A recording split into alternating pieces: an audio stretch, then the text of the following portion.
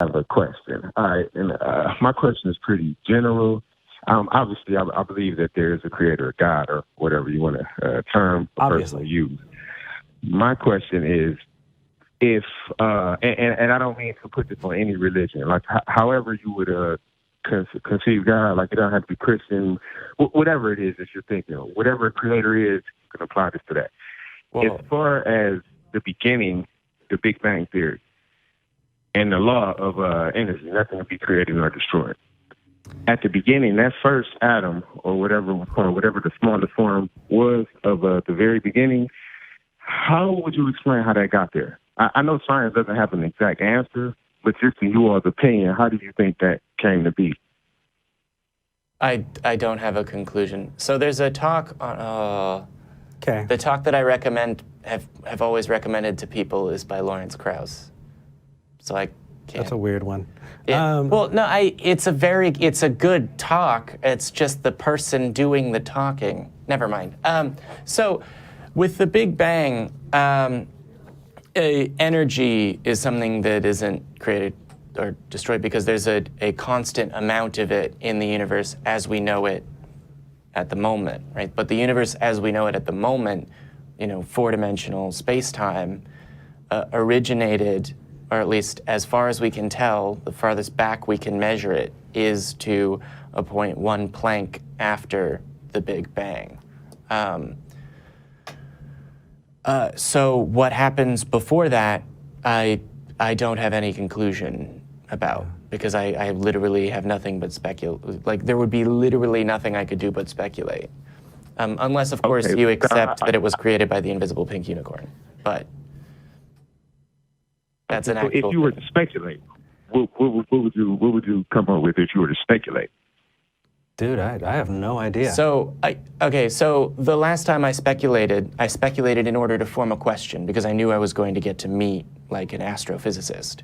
And I had always wondered what, if any, connection there was between a black hole and dark matter, because black holes consume just endless amounts of matter and they're there, right? And whatever, and we don't know where dark matter came from. And so when it comes to four-dimensional space-time, particularly because they explain gravity by the bending of that, right? Like if you imagine a sheet that's like held, flat, so it's very tight, and then you place like a heavy object on it, you get like a ripple, and if you tried to roll a ball past it, it would get pulled by it, and that's one of the ways that they describe how gravity works. And so because at the center of a black hole, there's a point of infinite density, and the accepted laws of physics break down, et cetera, in my mind, I went, okay, well, has anyone considered the possibility that you go, like, an object or something is pulled through that, and it's the equivalent of a tear in four-dimensional space-time, and that sends whatever that physical object is through that, and it's on, the other side, in air quotes, of that, and that matter is dispersed or destroyed or changed somewhat on the opposite side and spread such that it creates dark matter, which is a very interesting thought, but which it turns out very much, the answer is no. That was a really long story to get to. Yes, but it's very interesting, and it demonstrates the point is that I have just enough information to speculate and come up with this kind of like, ooh, this would be an interesting kind of conversation that I could use as a question to a person who knows about it. So if you wanted to know my equivalent of that for the Big Bang, it would be, right now we don't know whether the universe is going to end in, a heat death or a,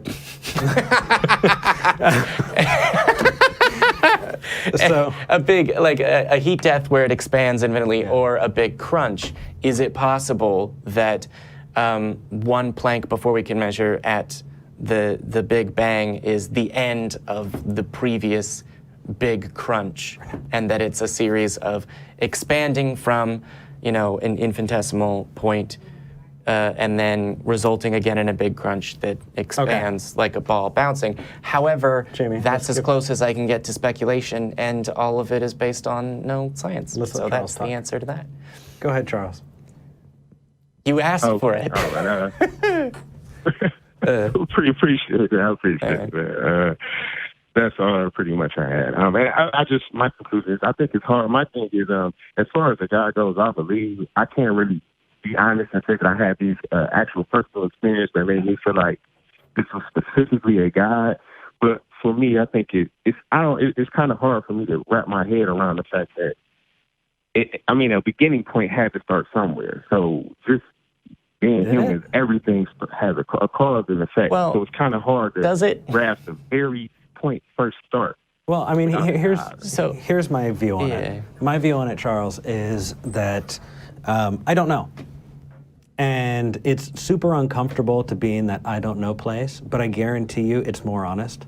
If you don't know, just say you don't know. But if you try and give it the extra baggage of giving it the God name, then you're bringing in a whole bunch of other definitions that you're going to have to contend with. And it just gets really fuzzy and nasty. The better thing to do is just say, I don't know. And when you do, then you say, I know. But that works everywhere in your life. You don't just need to take that, to cosmology. But that is my suggestion to you, is just say I don't know. And if you do, if you do know, you need to tell us. Well, there's some other people you should tell as well that do this professionally, that study stuff. I'm sure tweet it at Neil deGrasse Tyson. Absolutely. Thank you for calling in. Sorry that you asked a question and then I talked for 4 minutes. I appreciate the attention. It's a great question.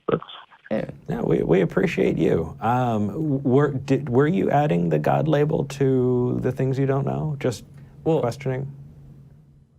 Well, I came up in a Christian background, so I use the word God, but my idea of it now is I still hold true to that. I don't use God just because I don't have an answer, but I don't think the fact that I don't have an answer proves that God exists either. But I just came up in a God background, so that's just how I came. You say you came up in a Christian background and that your idea about God has changed. Would you still say that you're a Christian? Well, I never call myself a Christian, and that's just playing semantics as far as Jesus calling himself a Christian and all that. Mm-hmm. But would I say I'm still part of that faith, as in believing that Jesus Christ exists and all this? Yeah, but it doesn't logically add up to me anymore as far as historical facts. But to be honest, it's just a part of me that I came up under it. I don't look at it like a Santa Claus thing. So I don't look at it like it's fairy tale, but it is a part of me that feels like when I do pray or if I ask for something, it feels like I have some type of connection with something.